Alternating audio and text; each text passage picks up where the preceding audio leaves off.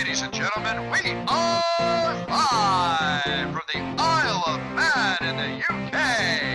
This is John and Mike's MMA Corner. Ladies and gentlemen, November 5th, I have one half of the main event going down at Valor Fights. Now, Zach, you're going to take on Nick Gehrts in the main event. Like I said before, it's awesome to be main event of a promotion. And the Valor Fights, for me, it definitely seems Tim's doing a great job down at that promotion. The way it's growing, the name fighters he's getting on. Is this quite an achievement, do you feel, so far in your career, you know, getting this main event slot and kind of testament to how you're developing as a fighter? Yeah, I think so. I mean, I was the main event for Valor 34 when they came to Cookeville back in June. So this is my second fight in a row for them that I'm the main event. Now, granted, that was because the main event before me fell out. There's an injury and all that. But, I mean, I was still the main event. I was the co-main event before that. I mean, I guess it's a bigger deal because it's in my hometown, or my new hometown, where I lived about 45 minutes away from Nashville before. So it's not like Nashville's some distant place to me. So I consider it my hometown. So I guess being the main event and being in my hometown, I mean, it's a big deal for me. I have a lot of people coming out to watch it, and you know, I'm definitely excited for it for sure. Now, you're not going to let any pressure get to you, are you? Because that's the last thing you need, is to let it get to your mind going, yeah, you know, I don't want to let people down. You know, the thing is, at the end of the day, when you're in that cage, it's all about getting that W. It's not about what's going on in the rest of the world. It's getting that W. So exactly. What have you done then to kind of keep your mind off the external factors in the cage? Well, I mean, I get nervous before every fight. Every fighter does. If they say it, they say they don't, they're lying. Yeah. You know, or they just don't care about the fight. That's how I see it. So I get nervous. I feel the same level of nerves no matter what fight I'm in. I've been the main event in my town I grew up in before a few times.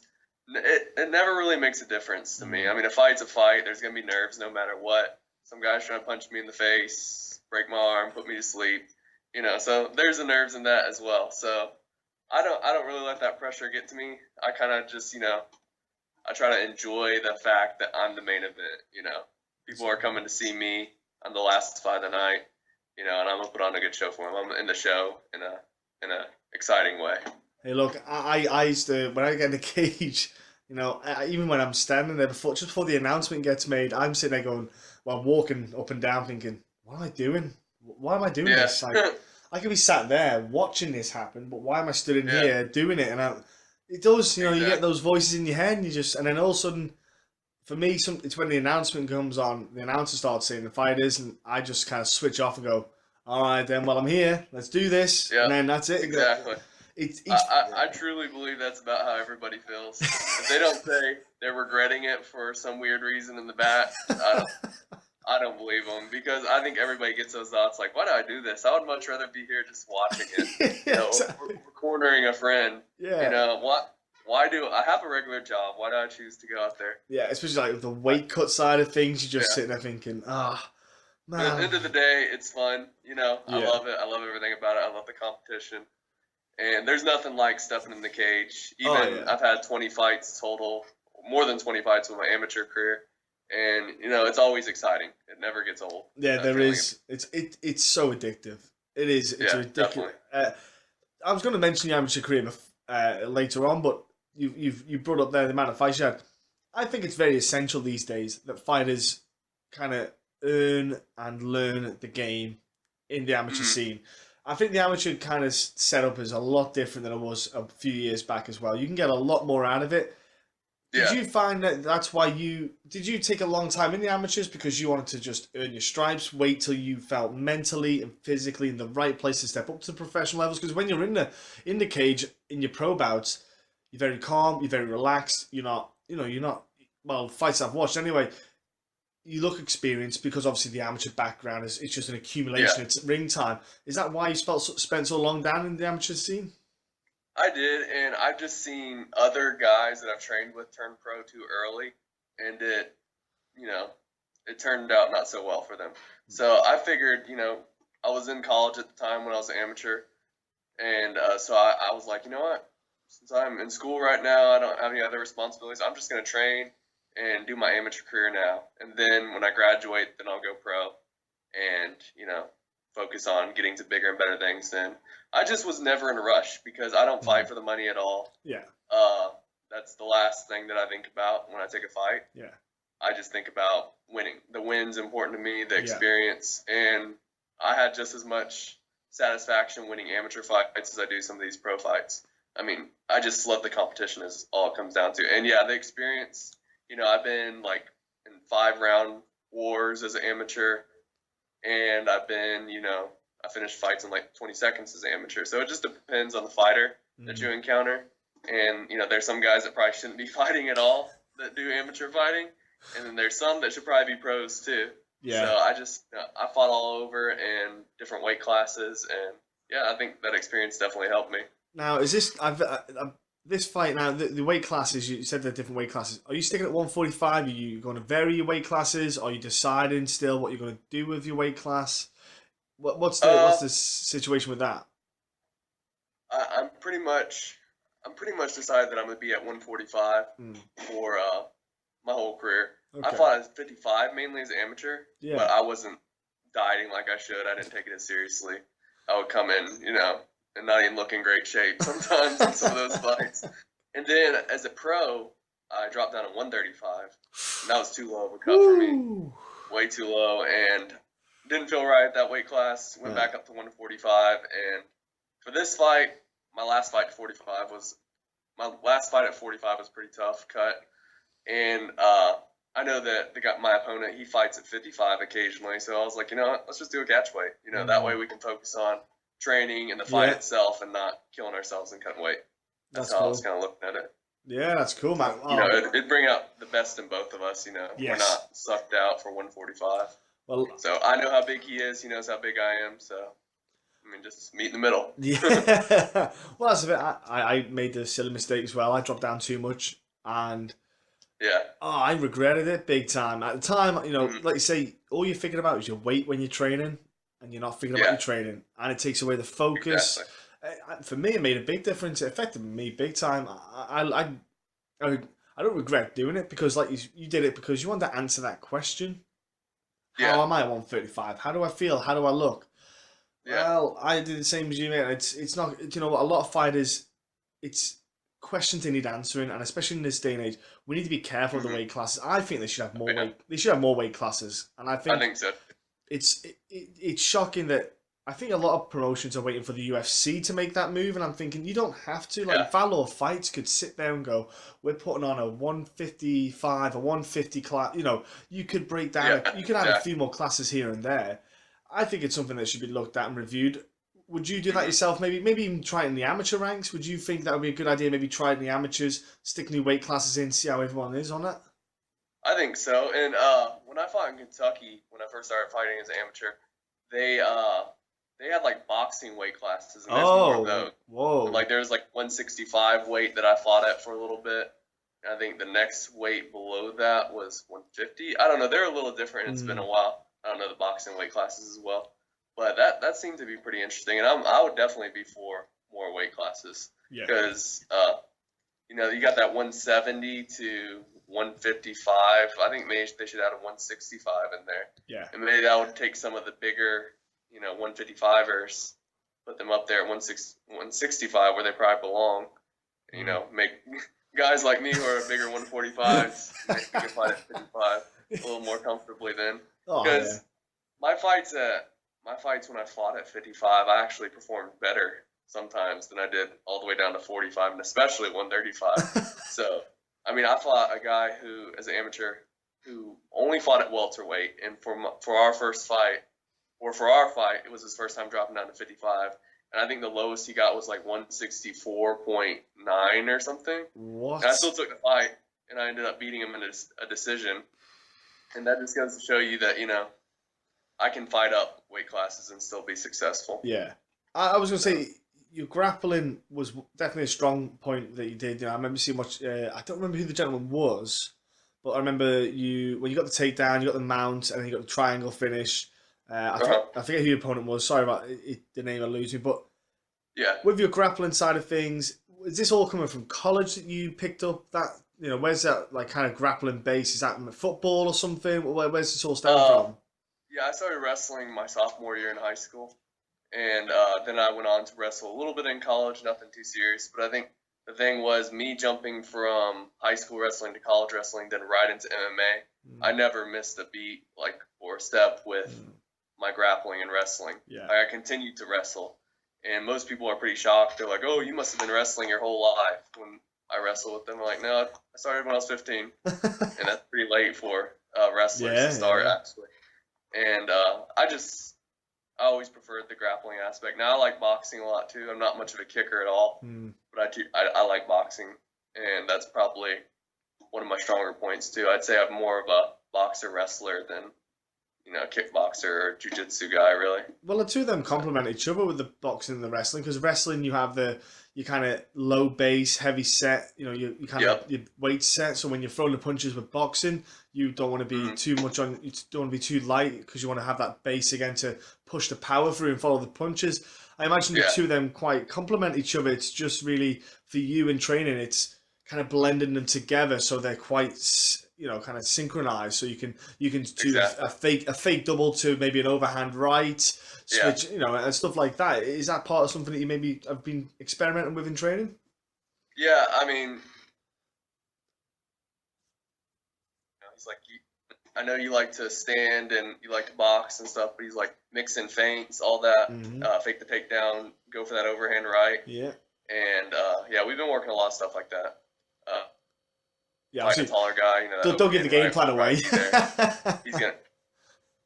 We don't want to give game plan away. What's that? We don't want to give the game plan away, but yeah. Oh, no, I'm not. No, trust. I wouldn't say anything that I wouldn't say to him. So, okay. I have a plan for him, and I'm not too worried about it. Okay. Yeah. He's gonna get the win. You're gonna get the win. That's the game plan. That's the win. You get the win. That's the game plan. Yeah. That's what we want to hear.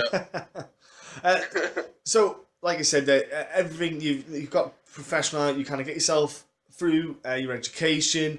You did your amateur scene. So you kind of feel you've done everything the smart way. Is this because you've had advice as well from your coaches and people around you? You said you saw guys go pro too early. It's just because I find the MMA community in a way, like, you can get quite a close-knit community, and the advice people give, they're quite honest. People who succeed and fail, they will tell you, don't do this, don't do that, do this. Is that what you've had is that how you've managed yourself? Yeah. The first guy I trained under, he was like, there's no need to rush going pro. The pro career is always going to be there. But at the same time, it's just me making observations. Like, I'll just say that guy, I'll watch a guy's an amateur, and I'll think in my head, oh, he wasn't ready to turn pro. And then when he turns pro, he doesn't do so well. I'm just like, I don't want that to be me. So I just observe. I try to have some introspection and realize that I'll know when the time is right to turn pro. Yeah. And I felt like it was the correct time. I lost my pro debut, but I felt like I was still ready to make that jump. And about that, I tore my ACL right before my pro debut, or right after my last amateur fight. And then I took my pro debut probably 9 months after I tore my ACL. Probably not the best plan. No. That probably wasn't not the smartest plan. And I dropped to a new weight class. So I think that was kind of a setback. Yeah, so. Just a recipe. Yeah, just a recipe, not a well-made one. Yeah, just kind of look. Doesn't matter though. Yeah. You've rectified it though, haven't you? Let's be honest. You're not lost yet. Yeah. So you've kind of went in there, learned from that, and went, look, I know I can do this. I know I can hang with these guys, and that's what you're doing. You got this fight with Nick. I'm telling you, Nick is a talented dude, and this is what I like about this matchup. What is it about Nick that, and I don't know if you looked at him yourself, fight-wise, what is it about Nick that like excites you to compete against? Because you like the competition side of things. What is it about Nick that he's going to bring that's going to get you kind of excited? I just think he's kind of where he's number 5 in the state. I don't really care about the rankings. It's Tapology. They kind of do the rankings a little differently than like some guy just sitting down and doing them based on what he knows about the state. Yeah. But he's ranked a little bit ahead of me, and I notice he always fights for Valor. He's one of their guys. Yeah. So it was more I wanted to beat one of their top guys. I called out him after my last fight, and Jonathan Pierce, JSP is his nickname. And I said I wanted to fight one of those guys because I thought that would, Valor is the biggest promotion in Tennessee, so I want to be looked at as the top guy in my weight class in the Valor promotion. And then maybe get a title fight with them and then move on from there to like a Bellator or a World Series of Fighting, Titan FC, one of those. I mean, Gehrts, though, he will definitely bring out the best in me, I think, because he's pretty slick off his back, and he's got some pretty good stand-up, too. I think it's just a stylistic matchup, that will bring out an exciting fight for both of us. And the fans. What I was going to say is, I like that you call someone out. You obviously looked there and went X, Y, Z, because how many times do you see it? People get on the microphone and say, who do you want next? And you go, whatever the promoter wants, I'm happy to do. And you think, dude, you have a chance. Your time is there on the microphone. You tell him who you want. And odds are that happens because they sit there and go, well, that's just sold. That's a fight sold for us, done. Happy days. And you know what? A lot of fighters need to start doing that. It's crazy. The amount of, even on a UFC level, a top level, you still see guys just go, I'm happy with whoever they match me up with. Well, no. Ask for the best. Get a guy, maybe, don't say for the champion. If it's your debut in a weight class, don't ask for the title. But at least, I think guys should start spitting names out and make it a lot more interesting. And the thing is, there you called out you called two names, you got one of them. And the thing is, you can always put Jonathan Pierce next. There's nothing saying you finish that fight, go, okay, one down. I want the next one, I want Pierce next. And that's the kind of good thing about this. And hey, look, Tim is, like we said before, Tim's a top bloke, and he would happily match up. Like, he will happily do the fights like that because he wants those kind of fights to happen. He wants guys that want to maybe fight each other or fights that will happen itself. So let's talk about your team, though. Let's talk about your team that you train with and coaches. What team is it? What's the coach? What's your team? Give us a bit of information about that. I train out of Nashville MMA. It's in East Nashville. My head coach is Lance Patrick, and also my jiu-jitsu coach is Sean Hammonds. And it's a great gym. When I was living in Clarksville, which is 45 minutes from Nashville, I always wanted to go and train at Nashville MMA. That was like the top gym in my opinion. And since I've been there, I've only gotten better. My jiu-jitsu's gotten better. My stand-up's gotten better. Lance he dedicates plenty of time, all the time we need to us fighters. That's what he does. Yeah. He asks us what we want to go over, but what we want to learn, but he'll also game plan specifically for us and go over stuff that he thinks we need to work on as well. And he's also brutally honest as a coach. Like, he'll tell you, he'll kind of make fun of you in training if you're doing something. Like, he'll call me out in the middle of the class, like I'll take his Muay Thai class. He's like, Zack Hicks, pro fighter, main event, messing up the move, only one messing it up, stuff like that.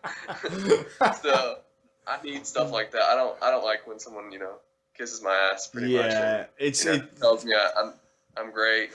I don't get better that way. You don't. I like a little criticism. No one gets better that way. That's the problem. People, there is. I'm telling you now. I've seen it happen with my own eyes.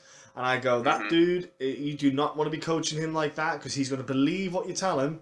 And then what happened? I remember watching, and he went off and fought, and he lost. He got TKO'd, and I was like, I know why. Because of what went on behind the doors. And no one else knows. Everyone just maybe thinks the other guy had a great performance. I'm like, no. Because that guy was not getting told what he's doing wrong. It's frustrating. It happens. But you know what? A lot of people don't know, though. If you train at one gym, you want to train at one gym, you won't know unless you try and test yourself out in other gyms. And that's a big thing. People like to get in a comfort zone and they're happy. The fact that you've looked past that comfort zone is a big factor. And that's why you're developing. That's why you're growing as a fighter. You've looked past that. And I think that's great, man. I think that's awesome that you've had that vision.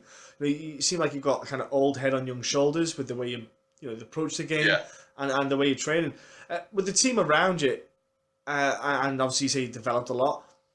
Do you find then that have you clicked with everyone there? Is it just kind of like a family kind of feel when you moved in there, when you started training there full time? Is that what you got from that place? Yeah, no, I mean, they're great guys. All my training partners are awesome. We're always hanging out, communicating, looking out for each other. we're in a group text message. Me and the other guys that are on I can only imagine. We just all text. Yeah, we all text throughout the day.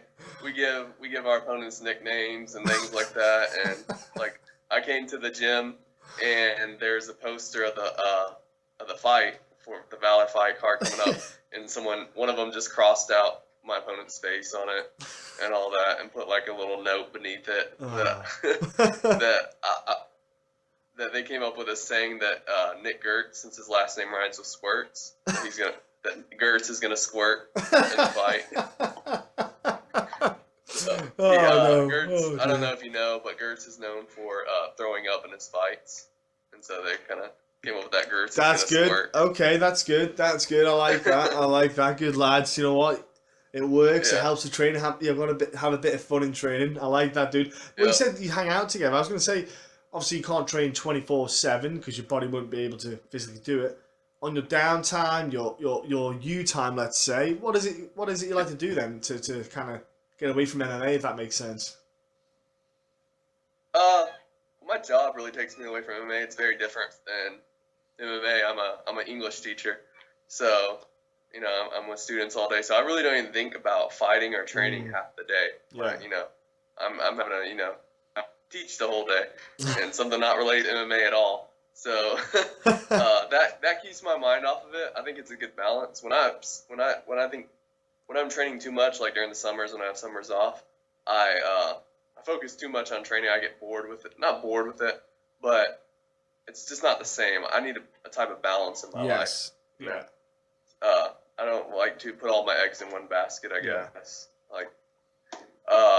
But besides work, which takes up half of my time, I like to hang out with my dogs. I have 2 cats. Yeah, hang out with them, my girlfriend, go to the dog park, things like that. It's typical stuff. Yeah. No, it's good. It's good. Too exciting of a person. Well, you're a teacher. You can't be exciting. You're a teacher. Do your students know? Think I can't be. Do your students know that you compete? Do your students know that you fight? Yeah, they do. I just tell them on the first day. They see my ugly ears. Lovely. Hey, nothing wrong with that. Nothing wrong with them. Embrace that. They're like, what's wrong with your ears? I hear that all the time. So I go ahead and just I clear the air and just tell them, this is what I do as a hobby, because you want your students to know you personally, and not too personally, but you want them to think you're a real human, not just some teacher that sleeps in school and doesn't have a life outside of school. So as an icebreaker, I tell them that, and then I have them tell me an interesting fact about themselves. Yeah. So icebreakers are pretty cool. Icebreakers are great, my friend. He's a big MMA fan. What's that? Icebreakers are great, especially for young kids, students. It helps for their, because a lot of public speaking is quite difficult. So an icebreaker is great for getting them a bit of confidence, getting them used to speaking in front of a crowd. I find that can help people definitely. Yeah, it's a good idea doing that. Yeah. And the students seem to like it. Like, they talk to me about my fights. I don't bring it up after that, really. Like, they don't know I have a fight coming up or anything like that. Because they don't follow you. They don't even follow your fights. That's terrible. Oh. They do. Like, they've showed. I've seen a kid watching one of my fights in class on his phone. And I'm like, put that up. Like, you can watch it later, but you're not watching it right now. I bet you thought you can get away with it because you had it. Because you had it on, I bet you thought you can get... It's you. It's okay, sir. Can I keep watching? Yeah. You probably didn't think you'd get a free pass. Or, I did do this once. I fought... It was my 3rd pro fight. I won that fight by decision, but I did get hit with a solid shot, and I had a big black eye when I came in the next day, and or after that weekend. And they're like, "Oh, you must have got your ass kicked," blah blah blah. And like, they would not leave me alone about it. They didn't leave me. I was like, "Yeah, black eye. I fought for 15 minutes. You're gonna get hit at least once." Yeah. And they're like, "No, you lost. Look at that eye." And I was like, "You know what? I'll pull up the video right now and I'll show you." I played it for them in class, and so they could, I guess my ego got too involved. Like, you're not gonna think I lost. I won. I earned this black eye. So. Yeah, victory. It's a victory black eye. Yeah. Oh, that's awesome. The fact that they get to see that there's a human being outside of being a teacher, and I like the fact that you got a kid that's watching you fight. That's cool, man. So Yeah. It sounds like you got a good balance as well. That's what I like. You know, it's like you got a balance in life, and that's I think a happy life makes a happy fighter. You know, because some people think you have to be miserable, you have to have everything falling apart, so to speak, around you to make you, want it more. I think what happens is if you put yourself in that bubble, you're taking away the potential to win because you're putting so much pressure on yourself for that win. If you say, I've got nothing, I need this win, then if you enjoy it more, you flow more, you're relaxed, you're not tensing up because you're overthinking. It's great, man. Look, I'm going to let you shoot off, Zach, because I know you've got a busy life to walk dogs and the cats. Before I let you go, dude, what's your social media so people can jump on and your students can follow you as well? Oh, they try to, trust me. I make sure to block them when they do that. Because it's open because I want people to be able to follow me. Get my name out there. But my Instagram name is Zack Hicks MMA at Instagram.com. And my Twitter handle is Zack Hicks _145. Okay, cool. And then you can find me on Facebook as Zack Hicks, and then I also have a fan page on Facebook, Zack 2-Speed Hicks. There we go, folks. Look at you go, Mr. Social Network, all nailed down there. I like this. You got any sponsors out there helping you out? Have you got any people out there? Yeah, I have the Clinch Gear. Give a shout out to Clinch Gear. They're helping me out this fight. And Impact Mouth Guards. They provided me with a new mouthpiece for my last fight. So I'd like to give a shout out to them. Shout out to all my training partners at Nashville MMA. Also, I cross-train at Guardian MMA in Lebanon, Tennessee a lot. Shout out to them. And also Tennessee Brazilian Jiu-Jitsu Academy. I cross-train down there as well. Oh, wicked, man. Putting yourself around, getting yourself new faces to train with always makes a difference. Oh, yeah. Helps you improve. Yeah, it's great, dude. Honestly, look, Zach, have a great time in the build-up to your fight camp. And obviously, come fight weekend at Valor Fights. Have a fantastic event against Nick. And I know the two of you will bring a beautiful chemistry. I've watched Nick's stuff before because I've spoken to him in the past. I've watched your stuff this week when I got told that I was getting you on here, and I can see that it really is a good matchup. Tim has got himself a gem of a main event. So again, thanks for your time. I think it'll be a good time. Oh yeah, it's been awesome. Thanks for your time, my friend, and thank you for taking some of your time out of your day to spend it with me. Oh, it's no problem at all. I really appreciate you having me.